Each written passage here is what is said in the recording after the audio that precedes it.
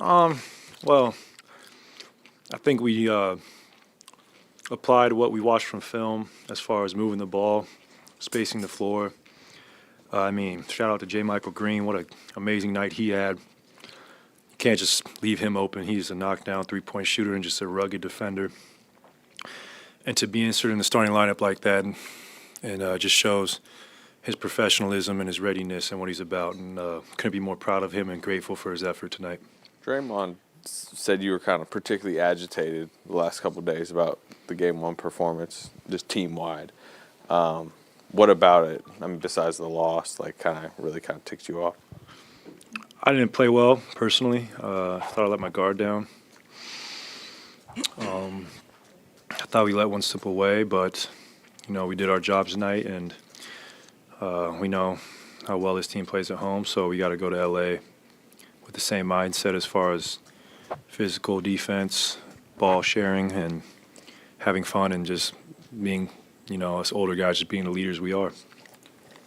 Klay, Steve has often referred to your 37-point quarter back in the day as a religious experience. When you go off like you do and knowing how spiritual you are, what are these moments like when you hit a three, run over to the crowd, got them all fired up on a timeout? You jump differently when you're in that zone.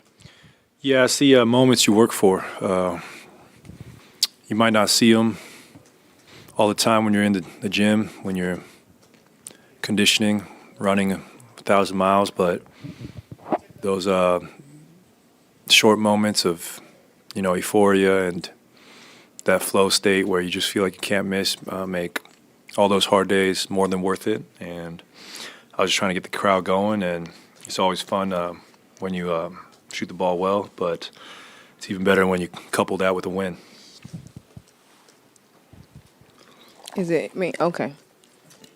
Klay, you had a really big game tonight. Obviously, you led the team tonight, but it was the exact same stat line as Game 3 in the finals against the Cavs and LeBron in 2017, 11 from 18, 11 for 18 from the field, and 8 for 11 from 3, 30 points. One, did you know that? And then two, can you just kind of speak to you in that type of play in the playoffs, and then to have that against LeBron yet again, and then you said this was a dream come true of a series for you. Just kind of elaborate on that. I had no idea. That feels like an eternity ago. It's still weird seeing LeBron as a Laker because of the history the Warriors and the Cavs had. But, LeBron's one of those special players, like, the Michaels, Kobe's, LeBron, who bring out the best in you, especially from a competitive standpoint. And it's always an honor to match up against the greats. So it's not us versus LeBron James, though. They have a very complete team, the Lakers do. And, the fact they're still doing this at 38 years old is incredible and inspiring for athletes, everywhere. With Steph kind of getting into foul trouble, did you feel like there was an onus on you to kind of get the offense going? Not really. I just try to play with him myself, and I told myself that last game. I watched film. I feel like I forced a few shots.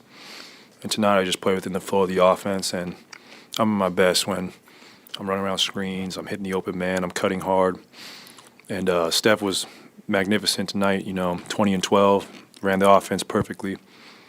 And we go as he goes. I think everybody knows that.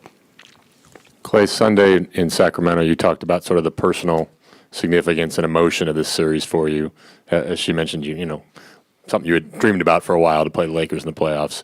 What's it going to be like to play the games in L.A. now, the next two?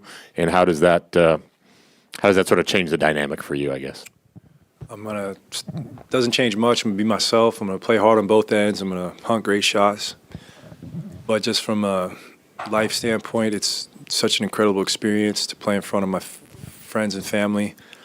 I would go to Staples as a high school basketball player with my pops, just dreaming of playing on that floor, playing, against the best in the world. Now to be here and be a part of it, I don't lose sight of that perspective of how great this opportunity is.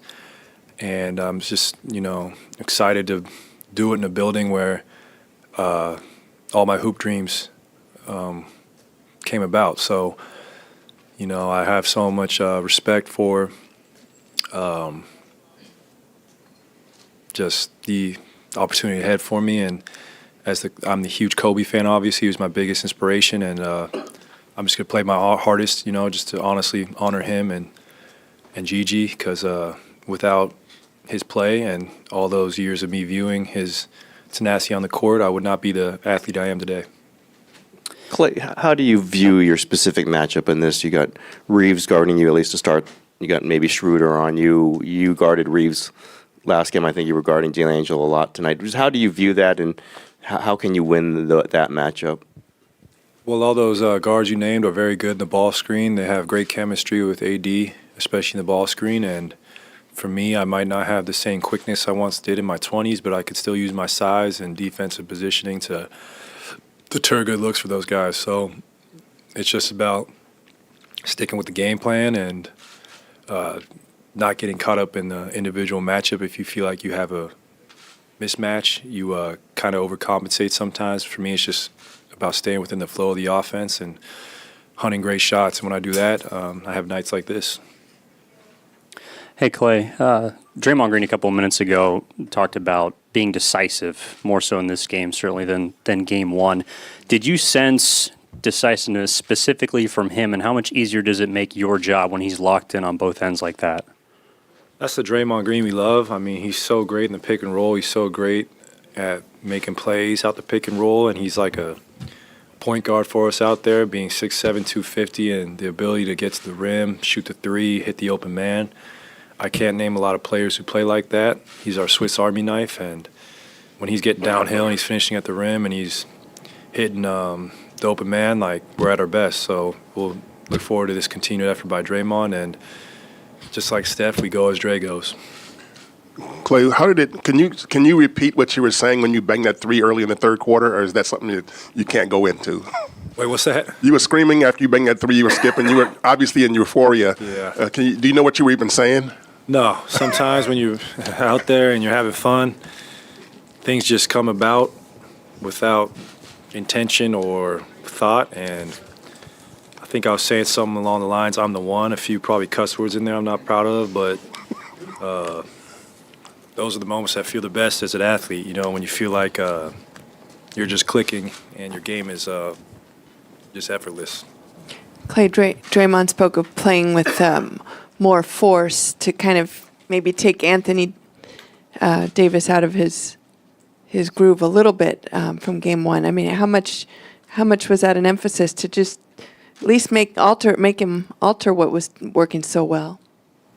Yeah, I mean, Draymond can match up with anybody. He does very well on bigger guys, smaller guys. He has incredibly quick feet for his size and long arms, and he's just a pest, and we know how great AD is. He's one of the best in our game. So we're going to try and make it as tough on him as possible because we know how important he is to the Lakers winning games, and I thought Dre did an incredible job on him tonight. It's a tall task, obviously, for Dre to keep this up, but we know he's capable, and we're going to trust him to, continue to try and slow him down. Klay, here to your left. Yeah, to your left. You had a great game tonight. How did you prepare yourself for this game differently than you did for the first game? I would say I relaxed a little bit more. I was not happy with my game one performance. Shot the ball very inefficiently. Probably rushed some shots, and tonight I just let it come to me. And I was telling myself to stay patient, and it paid dividends. Klay, last time you were in LA for the playoff series, I think it was the Clippers in 19, when you took that dip in the ocean that you said rejuvenated you. Any similar plans?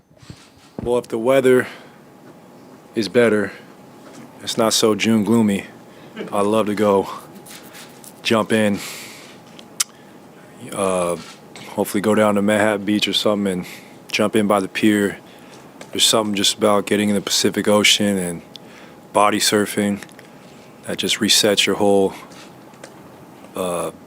mental and your spiritual being, and I'm a true believer in the powers of the ocean and all her healing properties. Heads up. Here you go, Noah. Got your swim buoy? I don't go that deep.